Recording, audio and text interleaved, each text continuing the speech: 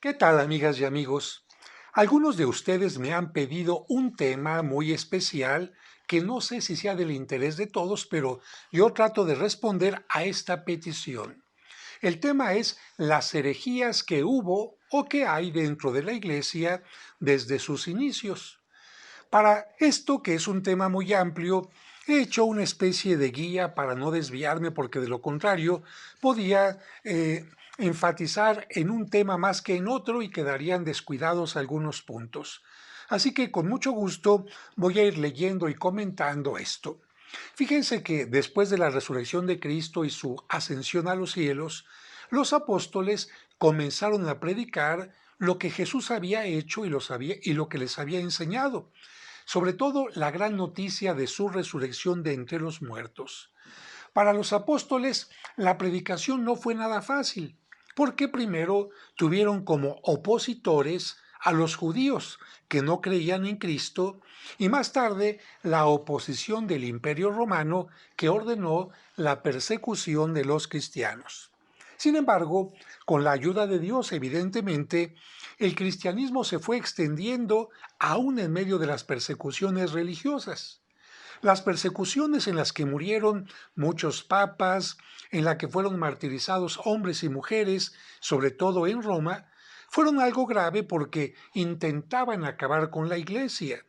Pero hubo algo también muy grave que desde dentro de la Iglesia, puso en peligro su existencia y su unidad. Y esto es precisamente el tema de hoy, las herejías. La palabra herejía viene de la palabra griega airesis, que significaría elección o grupo de creyentes. Y por lo tanto se refería a un grupo de creyentes que tienen una elección distinta a lo que la iglesia predica, pero ya iremos hablando de esto. Con el tiempo, esta palabra llegó a significar un error, una desviación o bien enseñanzas contrarias a la doctrina bien fundamentada de la Iglesia. Hay un escrito del siglo XVII que define lo que es la herejía. Este documento es la Bula Gracia Divina, escrito en 1656, y define la herejía así: la creencia, la enseñanza o la defensa de opiniones, dogmas, propuestas o ideas contrarias, aquí está la clave, todo lo que se enseñe contrario a las enseñanzas de la Santa Biblia, los santos evangelios, la tradición y el magisterio. De tal manera que la Iglesia enseña que si alguien, después de haber recibido el bautismo, niega con obstinación o pone en duda algunas de las verdades de la fe que hay que creer, que enseña de la Iglesia, por lo tanto, a esa persona se le tiene que llamar hereje. Dicho de otra manera, esta palabra se utiliza para indicar que alguien está enseñando o creyendo cosas contrarias a una sana fe. Voy a poner un ejemplo. Alguien que diga que forma parte de la iglesia, pero que también cree en la adoración a la Santa Muerte. Estas cosas no coinciden. Por lo tanto, esta persona es hereje. O bien aquella persona que diga que cree en la iglesia y en sus enseñanzas, pero también crea que a través del tarot Dios da información o alguna, no sé, divinidad distinta o algún maligno, en fin. En este caso, esta persona está de alguna manera contradiciendo aquello que la iglesia enseña y de una u otra manera podría ser considerada una persona desviada o con error y por lo tanto una persona hereje. Todas las herejías del inicio del cristianismo fueron combatidas mediante reuniones llamadas concilios. Al final del video te estaré diciendo cuáles han sido los concilios que han existido hasta ahora, y en cada concilio se analiza cada tema que estaba en peligro, que estaba en duda de los temas que enseña la iglesia y que la gente estaba cuestionando, y se estudiaba profundamente tomando en cuenta la Sagrada Escritura. Los principales concilios del inicio de la Iglesia en los que se pone una base muy fuerte, una base podríamos decir fundamental, van a ser los concilios de Nicea, Calcedonia, Éfeso y Constantinopla. De hecho, podemos decir que el credo que decimos actualmente en la Santa Misa los domingos está fundamentado particularmente en estos concilios de Nicea, Calcedonia, Éfeso y Constantinopla. ¿Cuándo empezaron las principales herejías? Cuando algunos católicos comenzaron a hacerse preguntas, esto es totalmente normal, sobre Jesucristo, sobre la Trinidad y sobre la Virgen María. ¿Por qué digo esto? Porque miren, cuando Cristo predicó, Él no dio un catecismo como lo conocemos ahora, diciendo, a ver, primer punto, Dios es uno y trino. Y en la Trinidad existe el Padre, el Hijo y el Espíritu Santo, que son distintos al Hijo, y el Padre no es el Hijo, el Espíritu Santo no es el Padre. No, no. Jesucristo nunca dio este tipo de catecismo como nosotros lo aprendemos ya ahora en una forma organizada. Quiero decir, por lo tanto, que de la predicación de Cristo, los apóstoles empezaron a predicar lo que Él enseñó. Pero ante estas preguntas que la gente fue haciendo, tuvo que haber una reflexión, llamamos una reflexión teológica, para tratar de, sacando de la Sagrada Escritura, de las palabras de Cristo, encontrar verdades, encontrar dogmas, encontrar enseñanzas que fueran muy claras para todos los creyentes. ¿Qué tipos de preguntas se hacía la gente cuando escuchaba a los apóstoles? Por ejemplo, ¿Cristo era solo un humano o era también Dios? ¿Era Dios o era Dios y hombre? Bien, ¿el cuerpo de Cristo fue un cuerpo real o una sola apariencia? ¿El cuerpo de Cristo sufrió en la cruz o no? ¿O qué parte de Cristo sufrió en la pasión? ¿La parte humana o la parte divina? Porque Cristo era Dios y hombre. ¿Qué parte de Cristo sufrió? ¿La parte humana nada más o también la parte divina? A ver, Dios Padre y Jesucristo son lo mismo, por lo tanto, ¿hay un solo Dios en dos personas? ¿Dios Padre creó a Jesucristo o Jesucristo vive desde la eternidad? ¿El Espíritu Santo es Dios o un ángel? ¿La Virgen María llevó en su seno al Hijo de Dios o solamente a un cuerpo humano? Por ejemplo, en este caso, si la Virgen tuvo un embarazo normal, un niño normal, y ya que nace este niño, se le mete Jesucristo. Por lo tanto, Jesucristo, como verbo de Dios, no estuvo en el vientre de la Virgen María, sino solamente la parte humana. Y si solamente estuvo la parte humana, entonces la Virgen María no es madre de Dios, es solamente madre de la parte humana de Jesucristo. Pero como el Hijo de Dios, el Verbo de Dios, no estaba en su vientre, entonces la Virgen María no es madre de Dios, sino solamente parte de la parte, madre de la parte humana. Bueno, preguntas como estas hicieron que aparecieran algunas respuestas incorrectas y esos pensamientos incorrectos son a los que se llamaron herejías. En este video entonces te voy a hablar de los más importantes, de las herejías más importantes que surgieron en los primeros siglos de la Iglesia y que de alguna manera se siguen repitiendo porque la gente se sigue preguntando lo mismo. Vamos con las herejías. Los docetas. Las herejías del docetismo aparecieron en el siglo I en Oriente y afirmaban que Jesucristo no era realmente Dios y hombre. Ellos creían que Jesús no tenía un cuerpo verdadero, sino solo la apariencia de un cuerpo. Y si Cristo no tenía un cuerpo verdadero, por lo tanto, nunca tuvo hambre, nunca tuvo frío, en el momento de la pasión, los azotes no le dolieron, la crucifixión no fue para él ningún momento de sufrimiento. ¿Por qué? Porque era solamente una sola apariencia. Y entonces, ¿para qué padece Cristo si solamente está haciendo, vamos a decir, una apariencia, pero en realidad no sufre por la humanidad? El nombre de docetismo viene del griego dokein, que significa apariencia o parecer. Si Cristo no tenía un cuerpo real, entonces no pudo haber sufrido por la humanidad. En consecuencia, así lo contesta la Iglesia Católica, su pasión no sería real, sino solo una apariencia en la que no sintió ningún dolor. El Concilio de Calcedonia rechaza esta doctrina. El docetismo proviene del gnosticismo, un grupo que decía que solo el espíritu era bueno y puro, a diferencia del cuerpo, que era de lo peor. Por esa razón, decir que Cristo había tenido un cuerpo real era para los gnósticos como decir que Cristo se había hecho impuro. ¡Ay, qué espanto!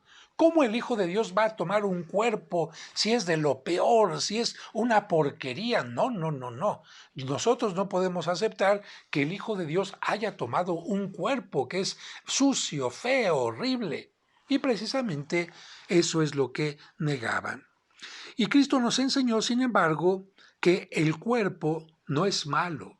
Lo que es malo es tomar malas decisiones o utilizar el cuerpo en forma equivocada. Así que queda claro, los docetas decían, Cristo solamente tuvo un cuerpo aparente y por lo tanto no sufrió. ¿Por qué? Porque el cuerpo era algo malo. Siguiente herejía, los ebionitas. Su nombre proviene de la palabra hebrea ebión, que significa pobre. Ellos fueron un grupo de judíos que vivían todas las normas exigidas por Moisés. Creían que Cristo era el Mesías o un gran profeta, pero negaban que fuera Dios, diciendo que era un simple hombre. No creían que Jesucristo fuera Dios ni hijo de Dios. Los ebionistas se extendieron desde Persia hasta Siria.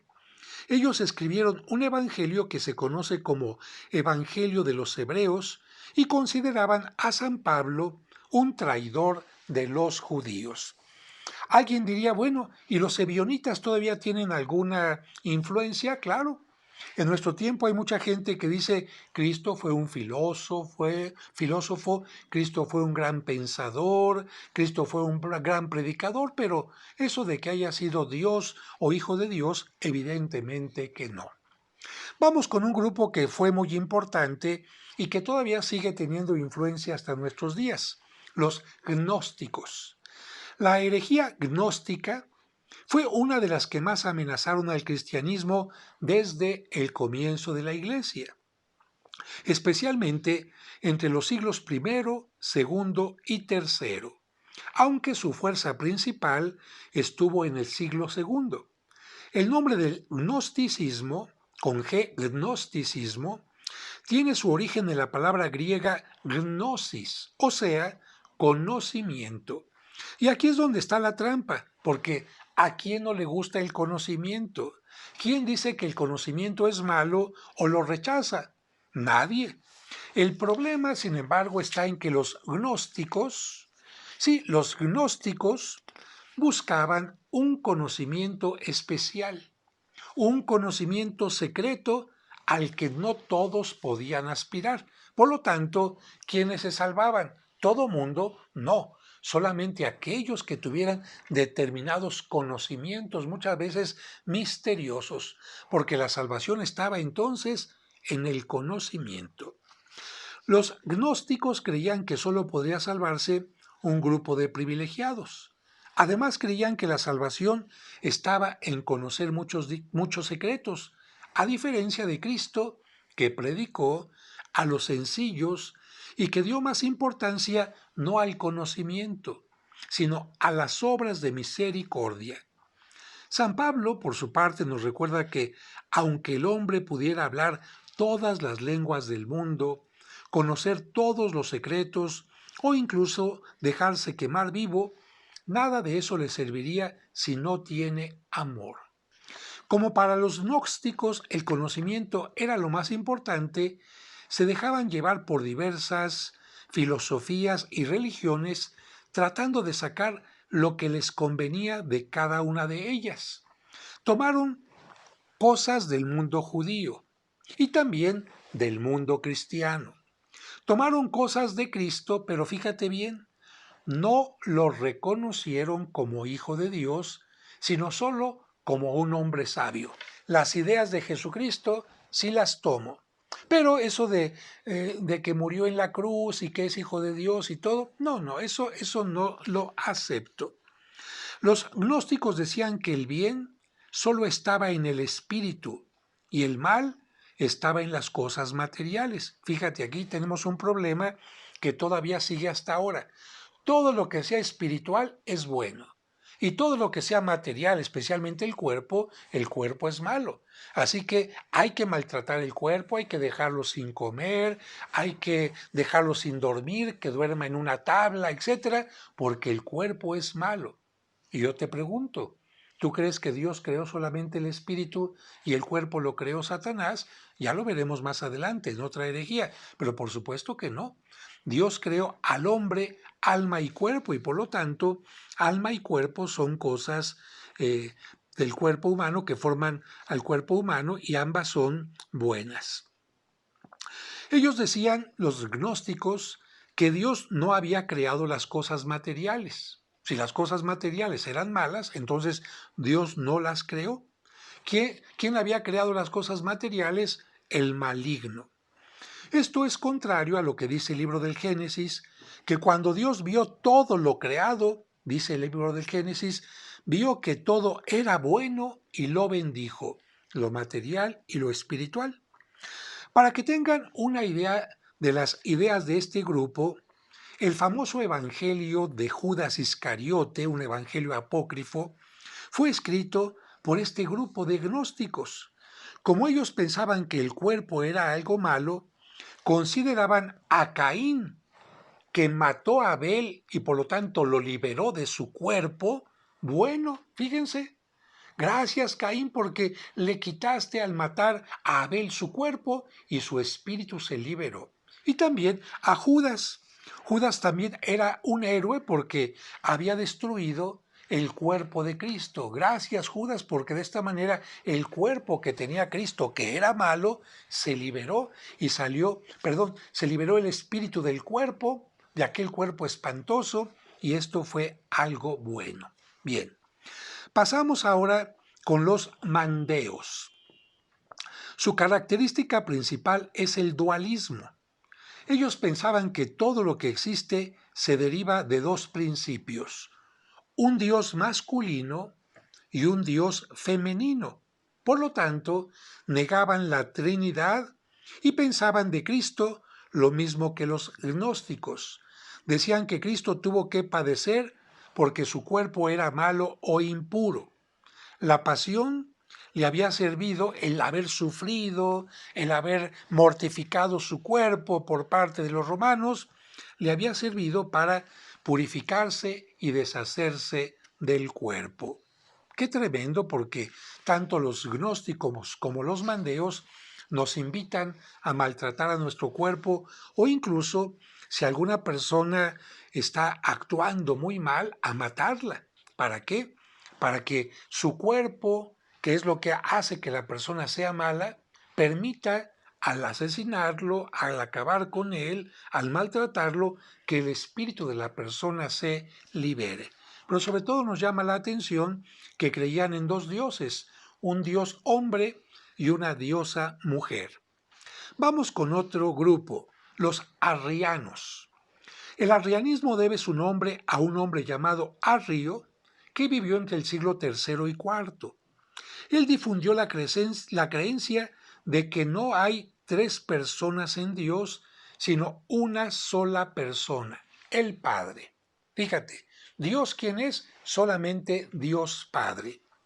Por lo tanto, él decía que Jesucristo no era Dios, sino una criatura creada por Dios para ayudarle en sus planes. Fíjate lo que decimos en el credo. Creo en Jesucristo, Hijo único de Dios. Fíjate, no decimos creado por Dios. Arrio decía que había sido creado por Dios. Arrio decía también que Cristo no era eterno, porque si Dios lo creó, entonces antes de él hubo un tiempo en que, perdón, antes de que lo haya creado Dios, Hubo un tiempo en que no existía. Para evitar más herejías, el Concilio de Nicea condenó al arrianismo como una doctrina ajena al cristianismo y defendió la divinidad de Cristo. Además, el arrianismo decía que el Espíritu Santo también era una criatura, pero una criatura inferior a Jesucristo. El concilio de Nicea sintetiza estos puntos que decimos en el credo. Creemos en un solo Dios Padre Omnipotente y en un solo Señor Jesucristo, Hijo de Dios, nacido unigénito del Padre, es decir, de la sustancia del Padre, Dios de Dios, luz de luz, Dios verdadero de Dios verdadero, engendrado, no creado, consustancial al Padre.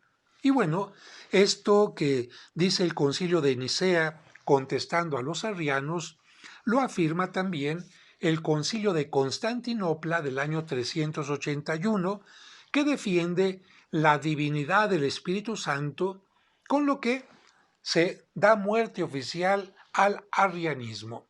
Dicho de otra manera, el arrianismo decía, existe solamente Dios Padre, Jesucristo no es Dios, es creado por Dios, el Espíritu Santo es creado por Dios y tampoco es Dios. Y bueno, el Concilio de Nicea y Constantinopla dicen, hay un solo Dios, pero con Padre, Hijo y Espíritu Santo.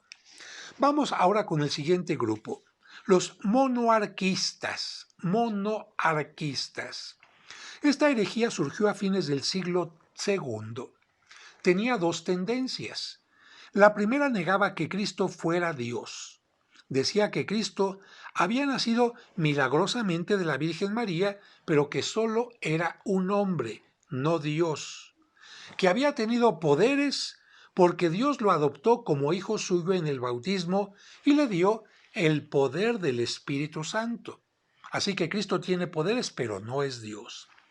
La otra corriente del monoarquismo, que también se llama patripasianismo, de patri, padre, y pasianismo, significa que el patriapasianismo negaba la Trinidad y decía que Cristo sí era Dios, pero que era Dios Padre que se había hecho hombre.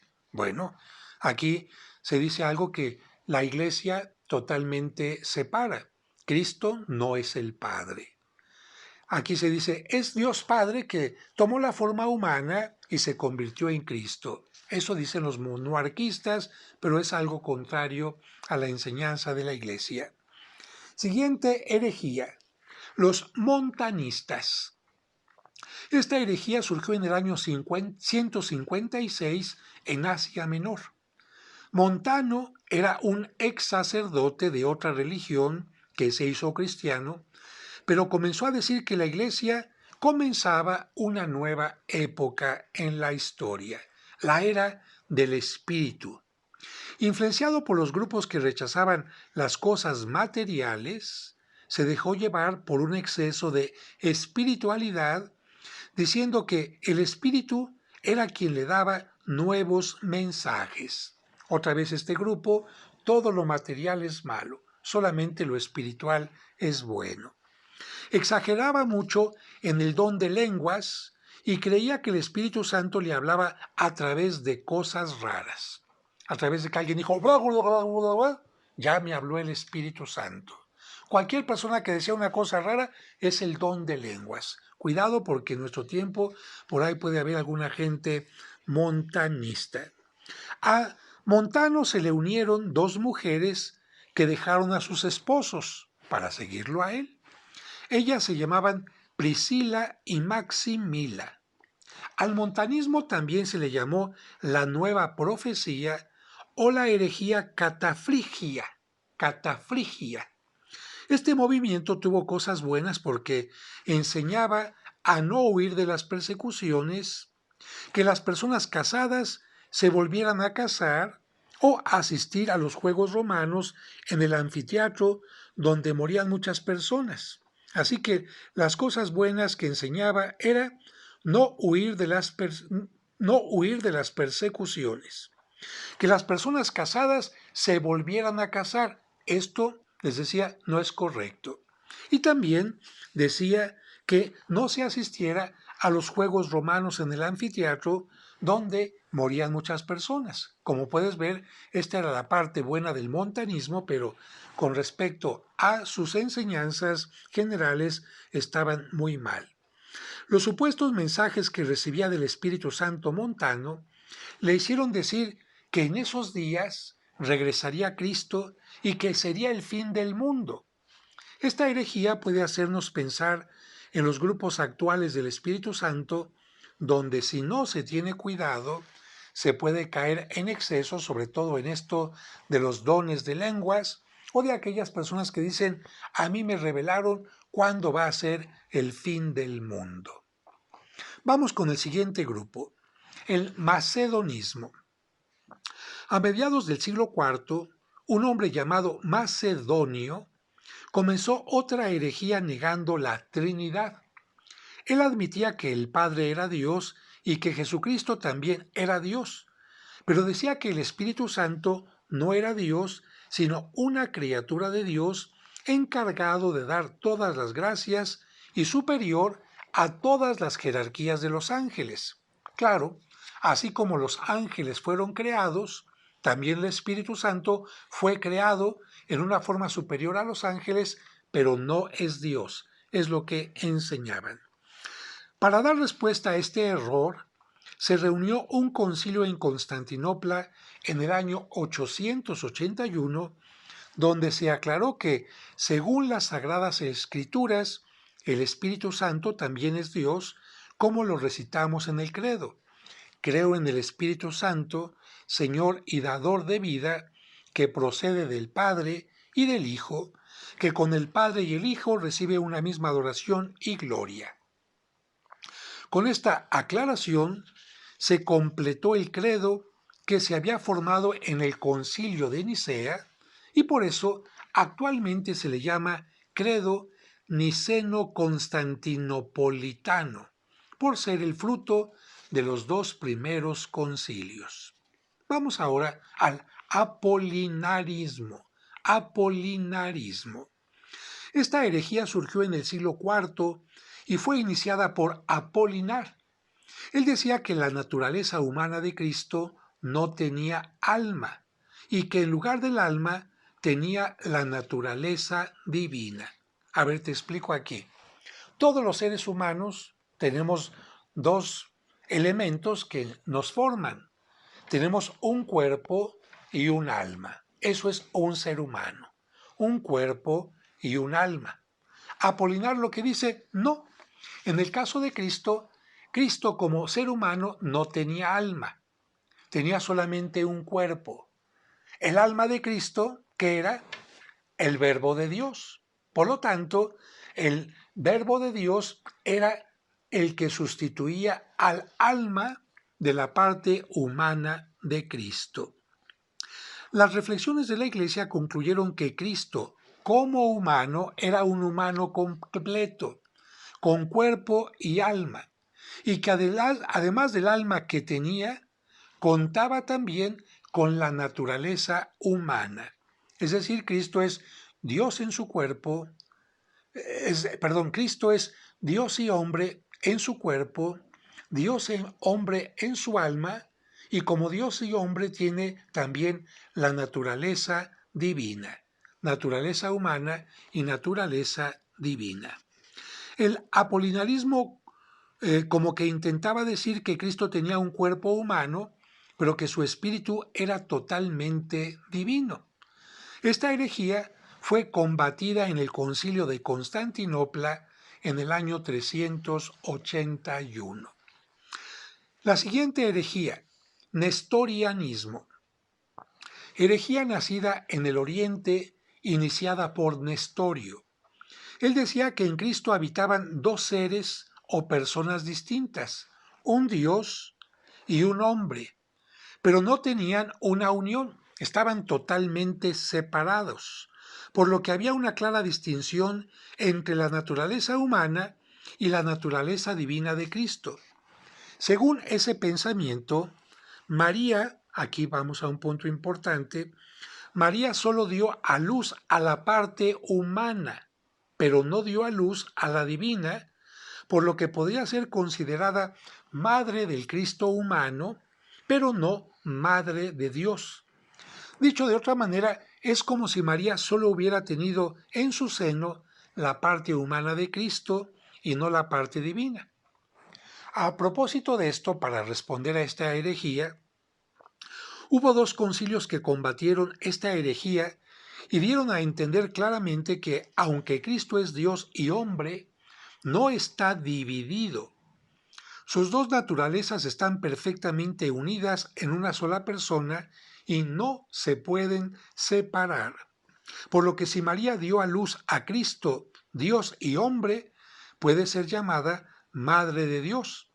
Por supuesto que la Iglesia no quiere decir que María es la Madre de Dios Padre, ni que María es la Madre del Hijo de Dios que vivía desde la eternidad. Lo único que quiere decir es que María dio a luz en la tierra a Jesucristo, el Hijo de Dios y hombre. A ver, aclaro. Entonces, antes de que María existiera, ya existía Dios Padre, ya existía Dios Hijo, ya existía Dios Espíritu Santo.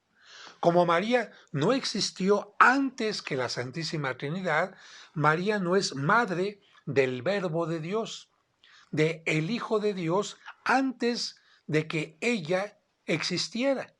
Sin embargo, como el Hijo de Dios viene al mundo y se une en el vientre de María a la parte humana, y María da a luz a la parte humana que está unida a la parte divina de Jesucristo, entonces podemos decir que María es la madre de Jesucristo, la madre de Dios en la tierra. El concilio de Éfeso del año 431 y el de Calcedonia del 431 y 451 dieron fin al nestorianismo. Vamos a una más y nos quedan solamente tres más después de esta. Monofisismo. Monofisismo. Mono significa uno. ¿Qué querrá decir esta herejía? Bueno, esta herejía fue iniciada en el norte de África por Eutiques, que enseñaba que la naturaleza humana de Cristo había sido absorbida por la divina y anulada, como el océano absorbe una gota de agua. Es decir, cuando Cristo viene al vientre de María, Él chupa la naturaleza humana, la convierte en nada porque es más fuerte la naturaleza divina que la naturaleza humana. Así, Cristo no tendría naturaleza humana, sino solo divina. No fue humano, sino solo Dios. Él decía que en el momento de la concepción de Cristo se impuso su naturaleza divina sobre la humana. Dicho de otra manera, el cuerpo y pensamiento de hombre que tomó el Hijo de Dios fue como una especie de títere que utilizó Dios. Con ese pensamiento, la parte humana de Cristo habría perdido su voluntad, su psicología humana y todas las limitaciones humanas. Es como si a una persona humana se le metiera de repente otro espíritu y la manipulara totalmente sin permitirle hacer nada. Entonces se me metió un espíritu, ya no me permite hablar, no me permite pensar, no me permite decidir, no me permite elegir, no me permite nada, soy un títere. Bueno, es lo que dicen estas personas de la herejía anterior, del monofisismo, que solamente una naturaleza, mono, es la que está en Jesucristo. La naturaleza divina es la que manipula a la otra naturaleza. El monofisismo fue condenado por el Concilio de Calcedonia en el año 451. Aquí solamente hago una explicación. Algunas personas se preguntan, Padre, desde que nació Cristo, Él ya tenía el conocimiento de que era Dios, tiene el conocimiento de todo como Dios, o tenía un conocimiento humano únicamente. Y así como los bebés, pues el niño tuvo que aprender a hablar, tuvo que aprender a caminar, tuvo que aprender a pensar, tuvo que aprender a elegir. Bueno, aquí tenemos la conclusión de acuerdo a lo que acabamos de escuchar. Si la naturaleza humana, fíjate, del bebé niño, del bebé que va creciendo y todo, hubiera sido tomada y absorbida por la naturaleza divina, entonces Jesucristo desde que era un bebé ya sabía todo, tenía conocimiento de todo, ya podía hacer muchas cosas como Dios. Sin embargo, lo que nos dice la enseñanza es que no, que cuando Dios y hombre se unen en el vientre de María, la naturaleza humana es respetada y por lo tanto Cristo como hombre tendrá que ir poco a poco teniendo conciencia de quién es Él, poco a poco conciencia de su misión, poco a poco conciencia como todos los seres humanos la tenemos. Y que evidentemente cuando llegue el momento ya en su mayoría de conciencia, en su conciencia más amplia, entonces la parte divina va a empezar a actuar porque está preparada la naturaleza humana para este momento. Bien, el monofisismo, no sé si lo dije antes, si no lo repito, el monofisismo fue condenado por el Concilio de Calcedonia en el año 451. Vamos a la penúltima, no, nos faltan tres, había dicho, ¿verdad? Maniqueísmo. Esto también existe mucho actualmente y incluso esta palabra se utiliza para hablar de política, ahorita vas a ver por qué, y de otras cosas. Su fundador se llamó Manes. Él nació en Persia en el año 217. Él y sus seguidores tenían influencia del dualismo, significa dos elementos, dualismo persa. Es decir, creían que todo lo que existe proviene de dos principios contrarios, algo bueno y algo malo. No fue Dios el que creó las cosas, sino dos especies de dioses opuestos. Es decir, no es Dios Padre, como nosotros lo sabemos y lo creemos, el que crea todo, sino van a ser dos dioses opuestos. El primero se llamaba Hormuz y era el creador de la luz y de todo lo bueno, un dios bueno. En cambio, el segundo se llamaba Ahriman, y era el causante de la obscuridad. Fíjate, la obscuridad no era la ausencia de luz, sino era algo que este dios malo, Agrimán, había creado, y también Agrimán había creado todo lo malo. Por ejemplo, el alma del hombre había sido creada por ¿quién crees? Por el dios de la luz. Pero el cuerpo, ¿quién crees que lo había creado? El dios malo, Agrimán.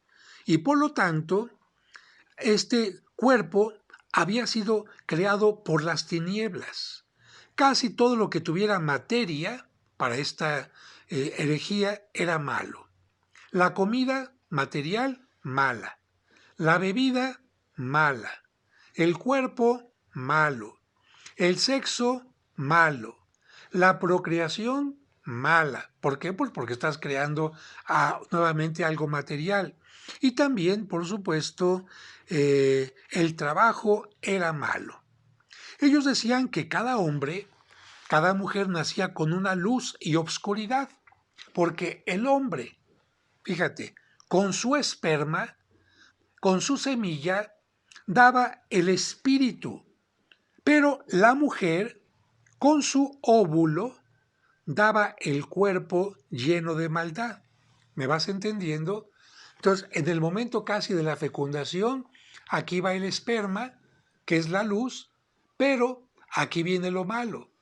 Aquí viene lo malo, va a encerrar al esperma, el óvulo, de alguna manera, y entonces todo ser humano nace con una parte buena y una parte mala.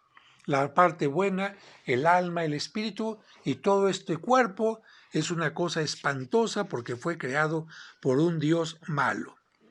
Lamentablemente, mucho del pensamiento maniqueo se llegó a colar dentro de la iglesia. Por ejemplo, un brote del maniqueísmo se dio en los llamados cátaros o albigenses.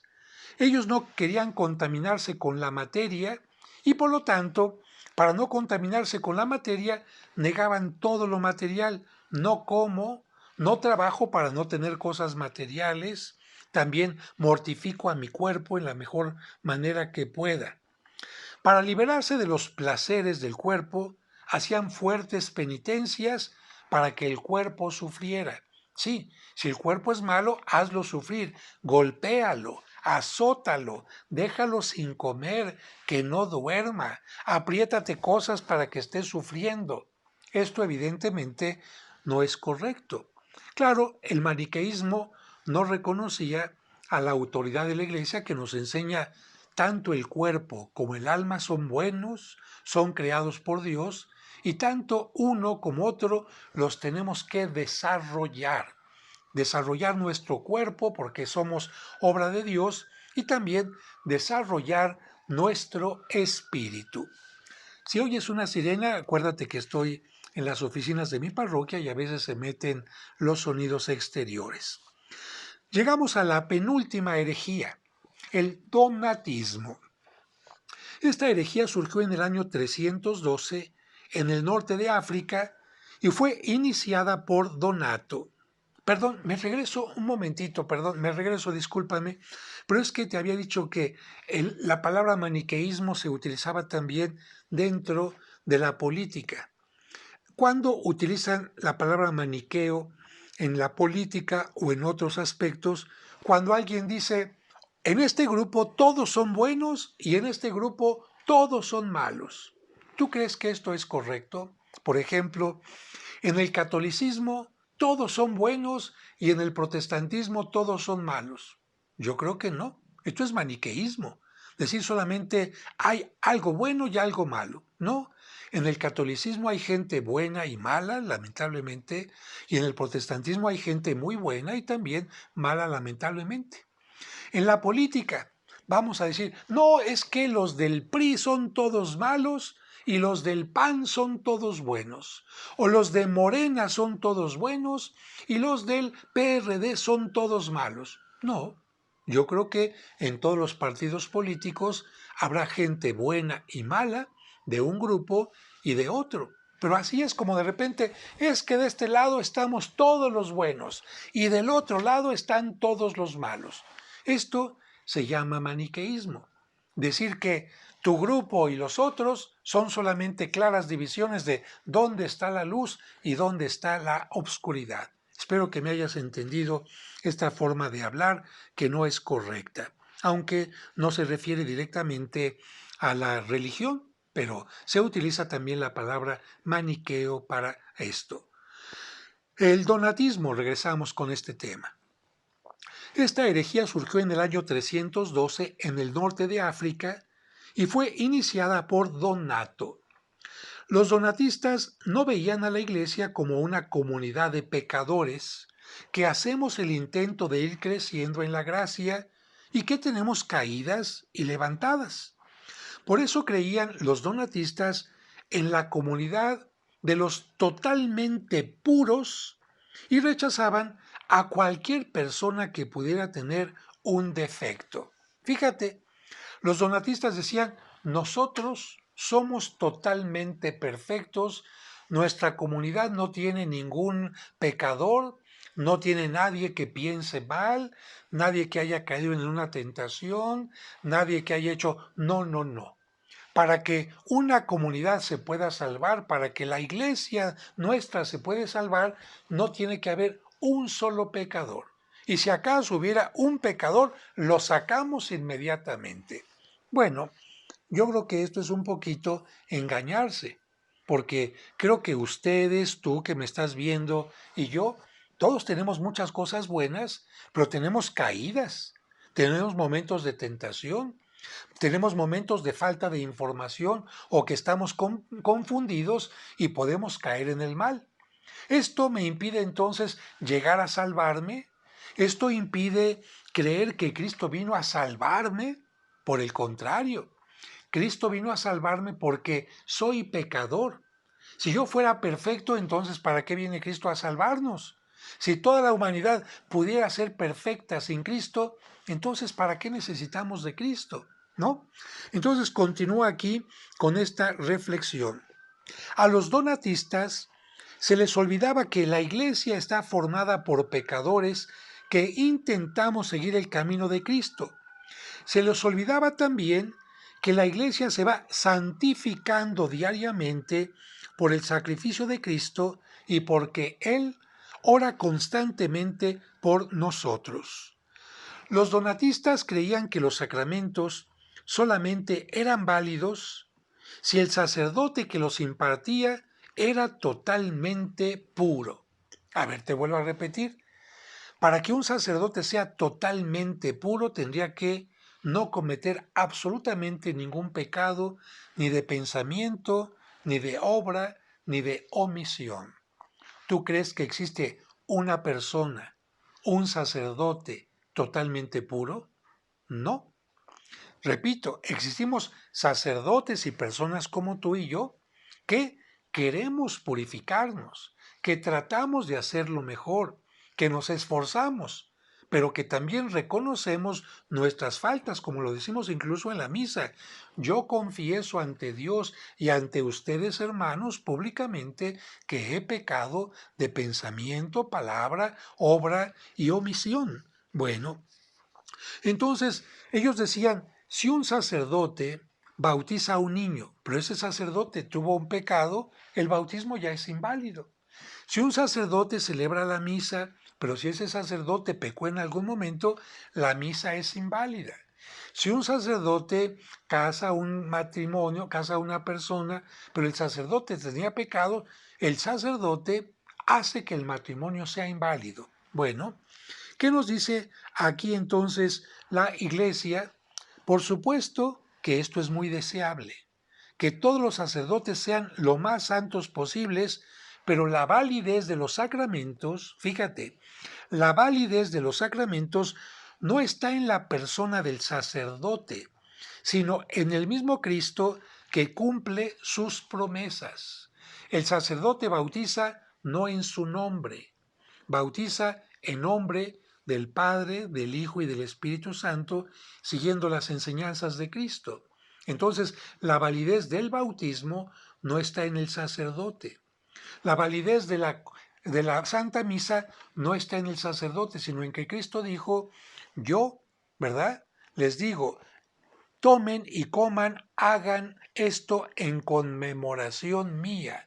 No lo van a hacer ustedes porque ustedes lo quieren, porque ustedes lo inventaron, sino porque lo están haciendo en conmemoración mía. Por eso, si un sacerdote llega a celebrar algún sacramento como la misa, el bautismo o el matrimonio, teniendo faltas o pecados, el sacerdote será juzgado por Dios. Pero los sacramentos son totalmente válidos.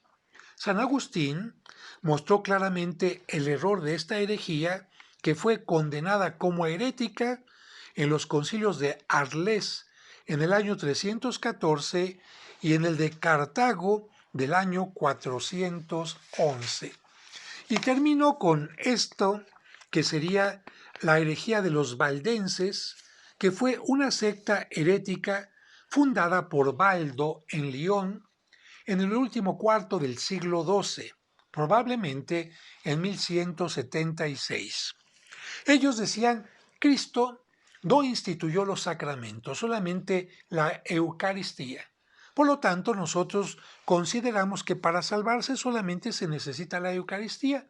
No necesitamos ni del bautismo, ni de la confirmación, ni del matrimonio, etcétera, etcétera, etcétera. Evidentemente que es algo contrario a las enseñanzas de la Iglesia, que desde los inicios consideró los sacramentos como necesarios para santificarnos, para recibir la fuerza del Espíritu Santo y por lo tanto para salvarnos. Como pueden ver, queridos amigos, amigas, desde el inicio de la iglesia hubo estas preguntas. ¿Dios era Dios o solamente era hombre? La parte divina venció a la parte humana y por lo tanto Cristo perdió su personalidad humana. La Virgen María dio solamente a luz la parte humana y después se le metió la parte divina. ¿O qué es lo que pasó? Dios Padre es uno, pero cuando viene al mundo se convierte en Dios Hijo, regresa al cielo y después se convierte en el Espíritu Santo. Ah, caray. Este tipo de preguntas fueron las que fueron provocando las herejías y la Iglesia fue respondiendo a cada una de estas preguntas y así fue surgiendo una enseñanza perfectamente, una doctrina perfectamente organizada, clarificada para responder a muchas de estas preguntas. Actualmente siguen surgiendo algunas herejías como las que no reconocen al Papa o las que no reconocen a la Iglesia o las que no reconocen, por ejemplo, que la Virgen María haya sido concebida sin pecado, en fin, precisamente para que la gente tenga una claridad sobre los dogmas, lo que la Iglesia nos invita a creer. Existe, en primer lugar, el credo que recitamos cada domingo, que sintetiza nuestra fe. Además, podemos estudiar el catecismo de la Iglesia, que también toca profundamente los puntos que todo cristiano tiene que creer para que no haya ninguna, digamos, confusión, ninguna desviación de lo que la Iglesia nos enseña.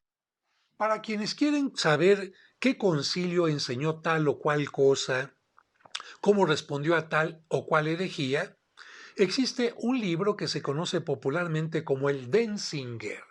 Este libro lo estudiamos en el seminario para ver qué respondió cada concilio a cada punto que estaba en duda, que estaba en discusión en ese momento. Lo pueden encontrar fácilmente en las librerías y quizás en alguna reedición que se haya publicado. Se conoce también como el magisterio de la Iglesia, es decir, lo que la Iglesia enseña. ¿Y cuáles son, y con esto termino, cuáles son los concilios que la Iglesia ha tenido hasta ahora? Primero, concilio de Nicea en el año 325, de Constantinopla en el año 381, de Éfeso en el 431, de Calcedonia en el 451, el segundo que hubo en Constantinopla en el 553, el tercero que hubo en Constantinopla en el 680 y terminó el 681, el de Nicea, segundo de Nicea, en el 787, el cuarto que se hizo en Constantinopla del 869 al 970, el primer concilio de Letrán, que se hizo en Roma, en el 1123. El segundo de Letrán, llamado así porque se llevó a cabo en el Palacio de San Juan de Letrán, que está en Roma, fue en el 1139. El tercero de Letrán en 1179. El cuarto de Letrán en 1215. El primero de Lyon, en Francia, fue en 1245. El segundo de Lyon, en Francia, en 1274. El de Vienne, en Francia, en 1311. El de Constanza se celebró en Alemania en 1414 y terminó en 1418, 4 años de concilio. El de Ferrara, de Florencia, también tuvo una larga duración en Florencia, Italia, de 1438 a 1442. El quinto, que se celebró en el Palacio de Letrán en Roma, del 1512 al 1517. El Concilio de Trento, que ha sido de los que más han durado por conflictos de distinto tipo, el Concilio de Trento en el norte de Italia, fue de 1869 a 1872. perdón, de 1545 a 1563, ya me está fallando la visión, de Trento, 1545 a 1563, el que se llevó a cabo en el Vaticano, cuando ya el Papa no se reunía en el Palacio de San Juan de Letrán en Roma, sino ya estaba viviendo en Roma, de 1869 a 1870. Y el último concilio que ha habido, el Concilio Vaticano II, se llevó a cabo de 1962 a 1965. Bueno, hay muchas herejías que se han ido dando, incluso nuevas que van apareciendo, pero estas son las más importantes de la historia de la Iglesia y es importante que las hayas tomado en cuenta. Espero haber sido lo más claro posible. No es tan fácil explicar estos temas, pero espero que les haya servido. Y si no fui tan claro, esto les da motivo para meterse a estudiar más y buscar qué es el nestorianismo, qué es el gnosticismo, qué es el maniqueísmo, y de esta manera su cultura va a ir creciendo. A lo mejor hasta un día ustedes me van a explicar a mí mejor. Por favor, denle like al video y compártanlo con sus seres queridos. Que Dios les bendiga.